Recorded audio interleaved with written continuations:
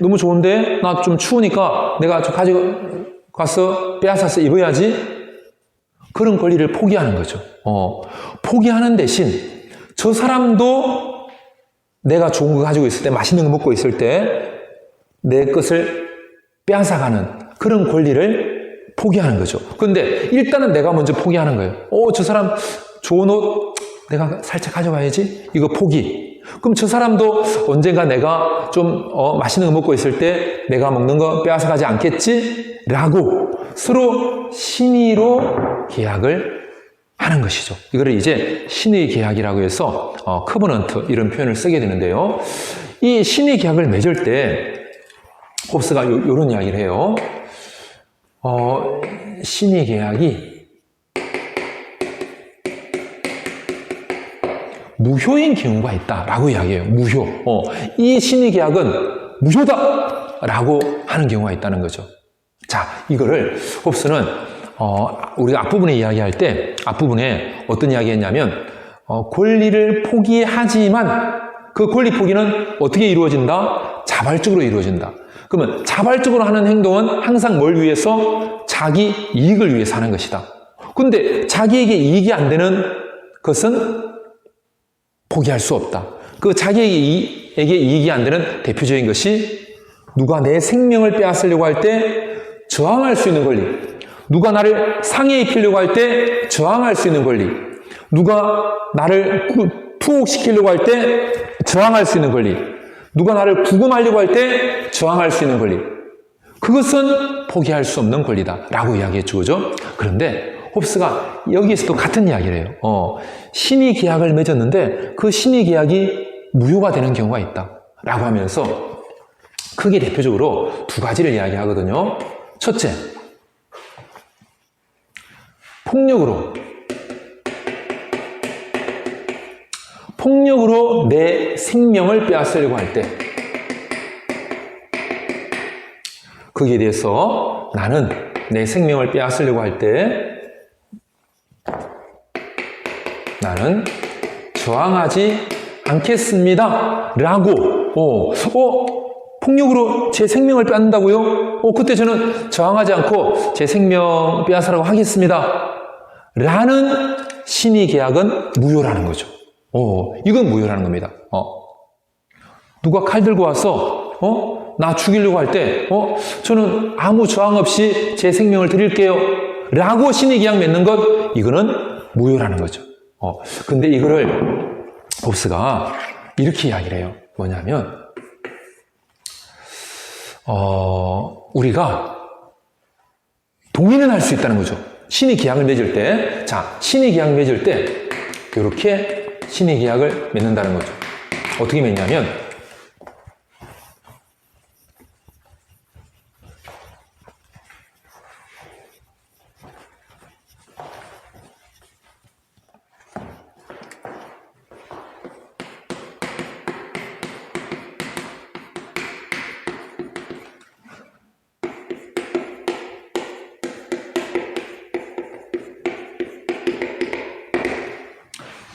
이러이러할 때 나를 죽여라. 이러이러할 때는 나를 죽여도 좋다. 라고 신의 계약을 맺을 수는 있다는 거죠. 이렇게 내가 누구 죽이면 그냥 나 데리고 와서 죽여. 라고 내가 신의 계약 맺을 수 있다는 거죠. 내가 살인하면 나도 죽여. 나를 죽여도 좋아. 라고 내가 신의 계약을 맺을 수 있다는 거죠. 맺을 수 있는데 여기에 대해서는 내가 신의 계약 맺은 거죠. 즉, 이 법에 대해서 뭐 한 거죠? 이 법에 동의를 한 거죠. 내가 누구 살인하면 나 죽여도 좋아. 내가 반란에 가담하면, 내가 반란을 일으키면 나 죽여도 좋아. 라고 내가 이 법에 동의한 거죠. 신의 계약을 한 겁니다. 나를 일으켜도 좋아. 라고. 그런데 홉스가 뭐라고 이야기하냐면, 그런데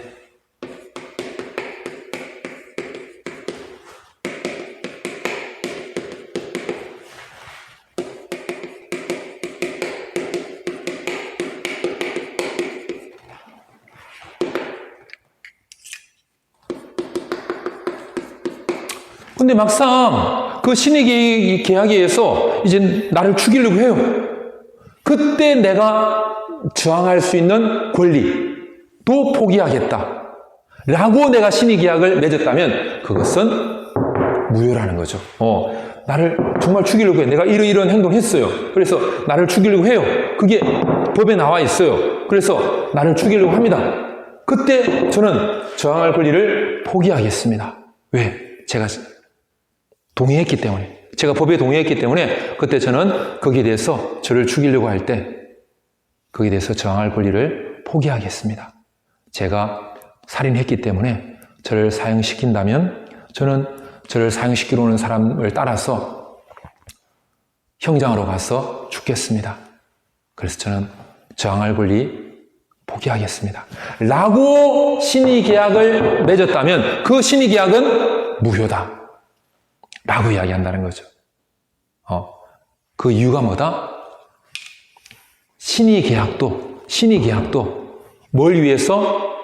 나를 보존하기 위해서, 내 생명을 보존하기 위해서 신의 계약을 맺는다는 거죠. 내 생명이 끊어지려고 한다면 이것은 계약의 목적에 위반된다. 이렇게 보는 거죠.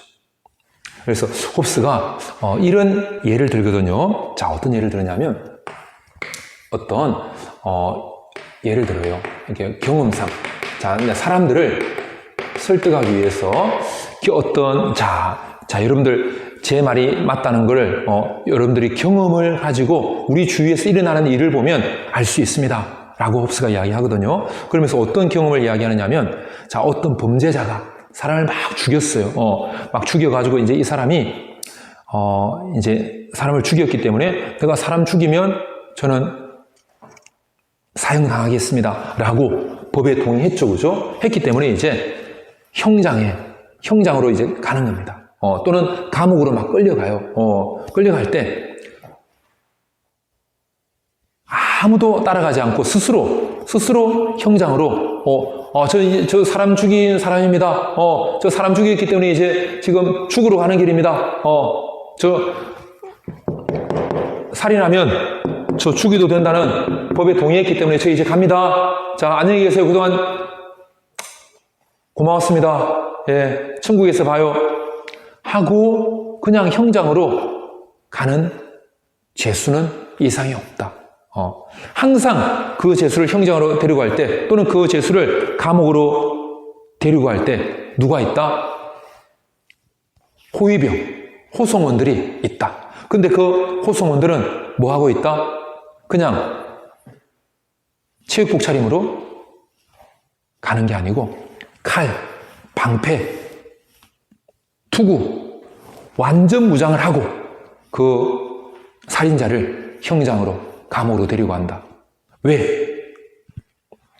그 살인자는 뭐 할 수 있기 때문에? 저항할 수 있기 때문에. 그 살인자에게는 뭐가 있기 때문에? 저항할 수 있는 권리가 있기 때문에. 살인자도, 범죄자도 내가 범죄를 일으키면 범죄에 대해서 처벌받겠다. 라는 법에 대해서 동의는 했지만 그 범죄자가 나를 처벌할 때, 나를 죽일 때, 나를 죽이려고 할 때, 나를 감옥에 가두려고 할 때, 투옥하려고 할 때 거기에 대해서 저항할 수 있는 권리까지 포기하겠다고 계약을 맺은 것은 아니다. 그 처벌에 대해서 저항할 수 있는 권리를 포기한다고 동의한 것은 아니다. 그래서 이런 경험을 보더라도 사람들이 폭력으로 자기 생명을 빼앗으려고 할 때 거기에 대해서 저항하는 권리를 포기하겠다라고 하는 신의 계약을 맺었다면 그것은 무효다. 그런데 이 생명만이 아니라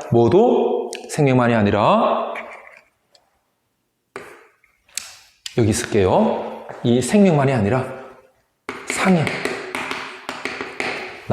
상해를 입히려고 하는 것, 또 나를 투옥하려고 하는 것, 나를 구금하려고 하는 것. 여기에 대해서도 내가 저항하지 않겠습니다. 내가 도둑질 했으니까, 내가 강도질 했으니까, 저 사람 돈 빌려가고 안 갚았으니까 당연히 구금돼야죠. 저 저항하지 않겠습니다. 라고 신의계약 맺었다면 그것은 전부 다 무효다. 이 신의계약은 무효다. 라고 이야기한다는 거죠. 왜? 신의계약도 계약이고 계약의 목적은 자기 생명의 보전, 자기 생명을 잘 보존하기 위해서 필요한 생활의 수단들을 안정적으로 확보하는 것이기 때문에 자기 생명 보존에 도움이 안 되는 저항할 수 있는 권리의 포기? 이건 아니다. 근데 요거를 홉스가 요런 또 비유도 들거든요. 요런 이야기도 뭐냐면 홉스가 사람의 본성을 이야기하면서 이런 이야기를 해요. 사람은 본성적으로 큰 악이 있고 작은 악이 있다면 그 중에서 어떤 걸 선택한다? 이리로 가면 죽어. 근데 이리로 가면 그냥 안 죽을 수 있어. 그러면 사람들은 100% 죽는 길, 이 길로 가면 100% 죽어요. 근데 이쪽으로 가면 안 죽을 수도 있어. 한 50%는 죽고 50%는 안 죽을 수도 있어요. 또는 70%로 죽고 30%는 안 죽을 수 있어요. 그러면 어떤 게 더 큰 악이죠? 100% 죽는 이쪽이 큰 악이죠. 그러면 사람이 나에게 엄청 큰 악, 100% 죽어. 이거는 엄청 큰 악이죠. 그런데 작은 악은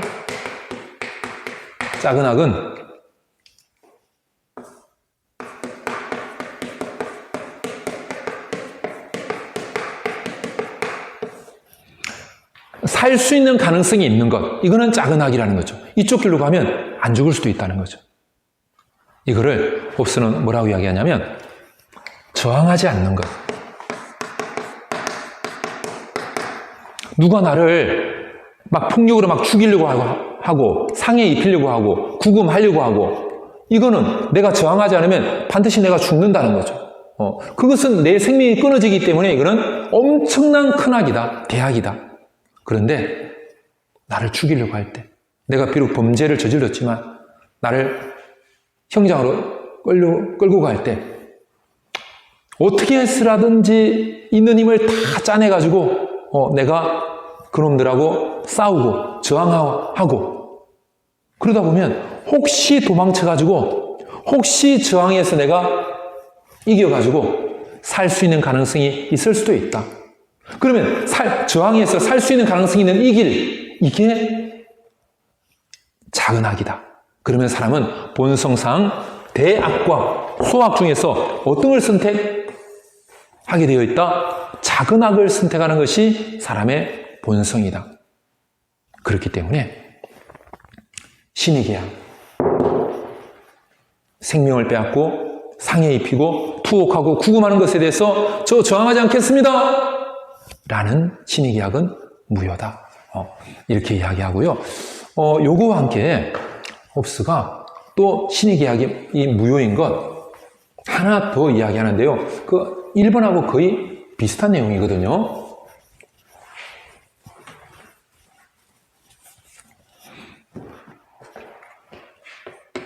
어떤 거냐면 결국 계약의 목적,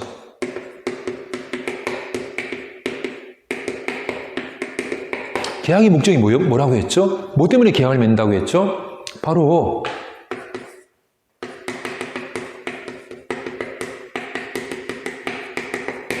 생명을 보존하기 위해서, 잘 보존하기 위해서 신의 계약을 맺는 거죠. 그 다음에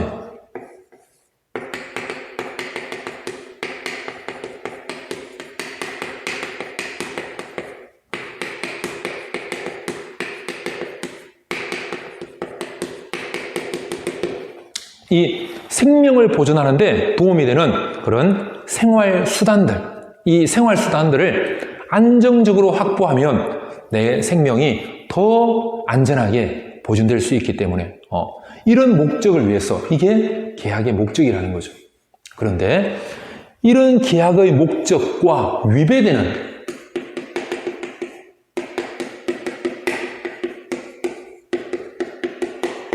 그런 신의 계약, 내가 생명을 오히려 내 해치려고 하는 그리고 그 생명 보존에 도움되는 생활상의 여러 가지 편리한 것들을 내가 확보하는 것을 안 하려고 하는 그런 신의계약, 그것은 무효라는 거죠. 이런 신의계약은 무효다. 그래서 신의계약을 맺을 때 그 동기와 목적이 나의 생명을 보존하는 데 도움이 되는 생활상의 여러 가지 수단들을 안정적으로 확보하는 것, 이것이 신의계약을 맺는 목적이다. 거기에 맞지 않는 것은 무효다라고 이야기했다는 것도 여러분들이 기억하면 좋겠고요.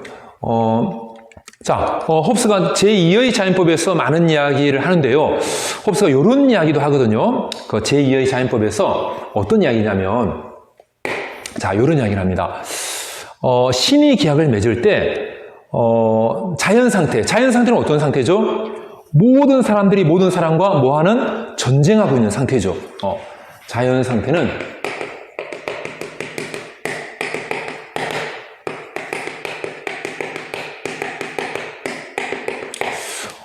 서로 전쟁하고 있으면 저 상대편은 누구죠? 나를 죽이려고 하는, 또 내가 죽여야 되는 적이죠. 모든 사람이 모든 사람에게 적인 상태, 이게 자연상태인데요. 그 자연상태에서는 나 지금 안 죽이면 나도 나중에 안 죽일게.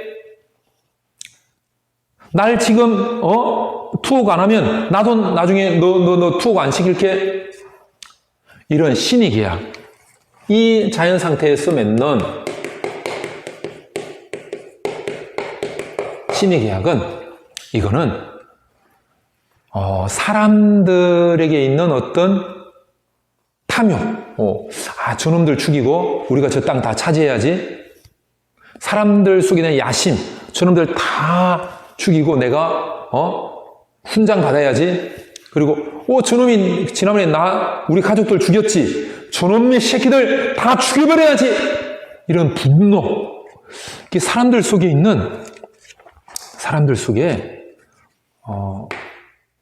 야심도 있고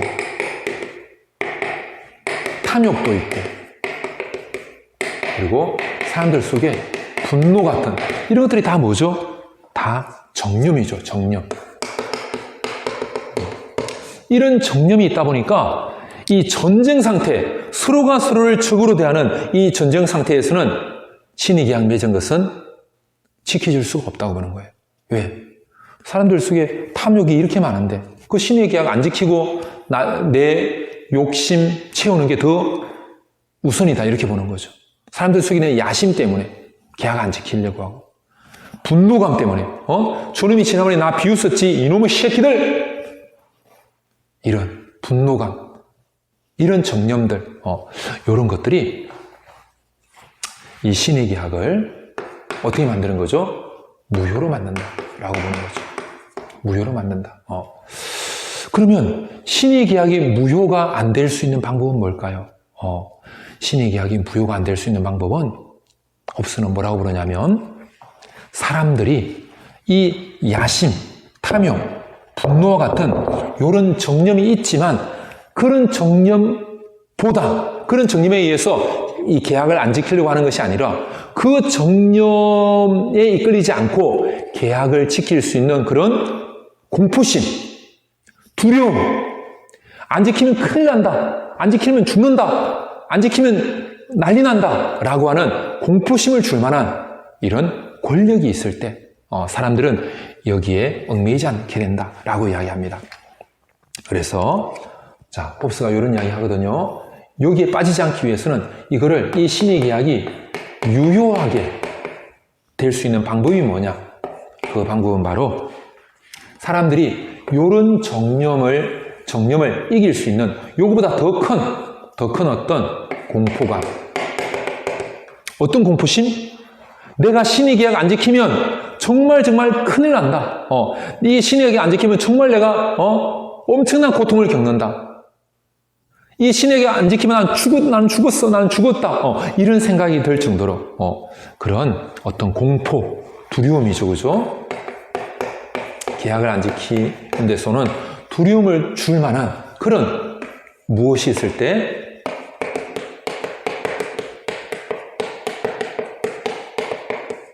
공통의 권력이 있을 때, 그러니까 모든 사람들에게 영향력을 행사할 수 있는, 모든 사람들에게 위압감을 줄 수 있는, 모든 사람에게 강제적인 힘을 사용할 수 있는, 계약을 안 지킬 때 엄청난 처벌을 내릴 수 있는 그런 존재, 그런 존재에 대한 어떤 두려움, 그 사회적 권력에 대한 공포심, 내 신의 계약 안 지키면 나 정말 큰일 나. 꼭 이런 정념이 있지만 야심 좀 누르고 탐욕 좀 누르고 분노심 좀 가라앉히고 내가 신의 계약 지켜야지 라고 할 때 그 신의 계약이 유효하게 된다는 거죠. 공통의 권력. 이 공통의 권력이 있는 상태가 바로 자연 상태가 아니라 뭘 이룬 상태? 사회를 이룬 상태가 되는 거죠.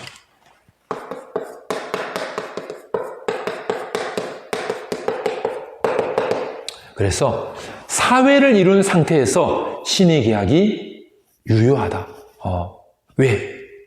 신의 계약을 안 지켰을 때 엄청난 처벌을 통해서 벌을 줄 그런 공통의 권력이 있기 때문에 사람들은 신의 계약을 지키게 된다. 이렇게 봤다는 거죠. 자, 홉스가 이런 이야기 하면서요. 또,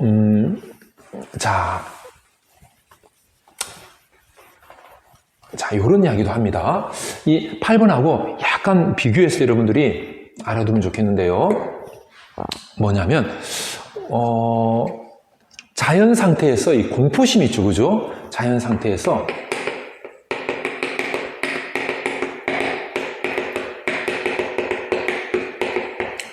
공포심에 의해서 맺은 신의 계약. 공포심 때문에 맺은 신의 계약.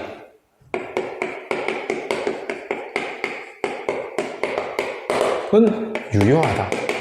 그러니까 약간, 여러분들 약간 혼동될 수 있는데, 자, 잘 기억해 보세요. 자, 구분을 잘 해보세요. 뭐냐면, 자연 상태는 약간 뉘앙스가 약간 다르다는 걸 한번 보세요. 자연 상태는 전쟁 상태이기 때문에 모두가 적이거든요. 그래서 신의 계약은 정념 때문에 사람들의 야심, 탐욕, 분노 이런 것 때문에 신의 계약을 안 지키게 돼. 그러니까 신의 계약은 무효가 돼. 하지만 사람들이 이 분노나 정념에 이끌리 그보다 더 큰 공포, 두려움, 뭐에 대한 안 지켰을 때 나를 처벌할 공통의 권력이 있는 사회 상태에서는 신의 계약을 지키게 되기 때문에 그것은 유효한 신의 계약이 된다. 이렇게 이야기하고요. 그 다음에 홉스가, 자, 오해하지 말고 잘 들어보세요. 공포심에 의해서 맺은 신의 계약도 유효하다. 이런 이야기를 하거든요. 그러면서 자연 상태에서 공포심을 가지고 신의 계약을 맺었을 때 비록 공포심, 어떤 공포감에 의해서 신의 계약을 맺었다고 하더라도 그것은 유효하다. 그것은 지켜야 된다. 라고 이야기를 해요. 그 예로 홉스가 이런 예를 들거든요. 어떤 적에게 내가 죽게 됐어요. 죽게 됐는데, 요즘으로 하면, 제가 집에, 10억이 있는, 전 재산 10억이 있는데, 살림만 주시면 제가 집에 가서 10억 다 송금해 드릴게요. 라고. 생명을 죽일 것 같은 거의 목 앞에 칼이 들어와가지고 이 공포심 때문에 10억을 주겠다고 약속을 했어요. 신이 계약을 맺었어요. 그러면 이 생명에 대한 대가로 돈을 주겠다고 신이 계약을 맺었으면 그 돈은 줘야 될까요? 안 줘야 될까요? 홉스는 비록 공포심 때문에 죽을 것 같은 적이 나를 죽일 것 같은 그 죽음에 대한 공포심 때문에 돈을 주겠다고 신의 계약을 맺었더라도 그 신의 계약은 지켜야 된다. 내가 돈을 주겠다고 하는 거 이거 준수해야 된다. 지켜야 된다. 유효하다. 라고 이야기를 하더라는 거죠. 공포심 때문에 의한 것도 신의 계약은 지켜야 된다. 또 이런 이야기도 하거든요. 좀 작은 나라가 큰 나라. 물론 선생님 생각할 때는 홉스가 이제 어느 나라 사람이죠? 영국 사람이죠. 몇 세기? 17세기. 리바이어던이 1651년.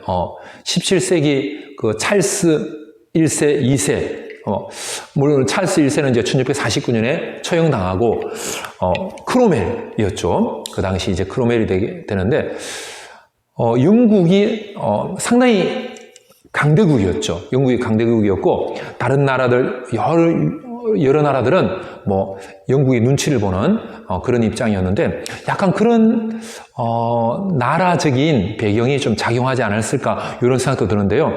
홉스는 뭐라고 그러냐면, 작은 나라가 어떤 큰 나라에 대한 두려움 때문에 큰 나라에 대해서 어떤 신의 계약을 맺었어요. 저희들 좀 잘 돌봐주시면 저희들이 이렇게 곡물도 잘 바치고 저희들이 필요할 때 이렇게 말씀도 잘 듣고 하겠습니다.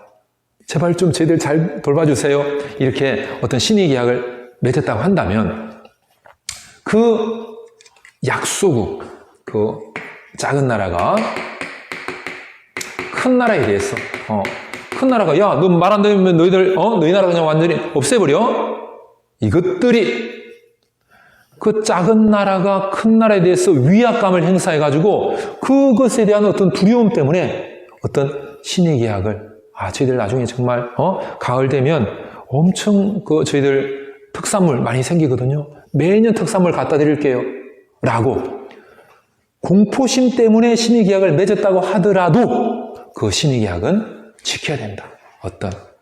이것도 어떤 대국에 대한 어떤 공포심이 작용을 해가지고 그래서 소국이 대국에 대해서 신의 계약을 맺었다고 하더라도 이것은 유효하다.